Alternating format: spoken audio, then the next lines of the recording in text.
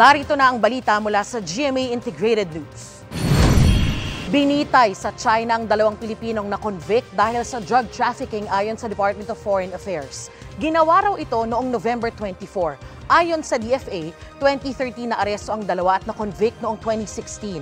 Sabi ng DFA, ginawa ng gobyerno ng Pilipinas ang lahat para iapela ang kanilang kaso. Nagpahatid naman ng pakikiramay ang DFA sa pamilya ng 2 Pinoy.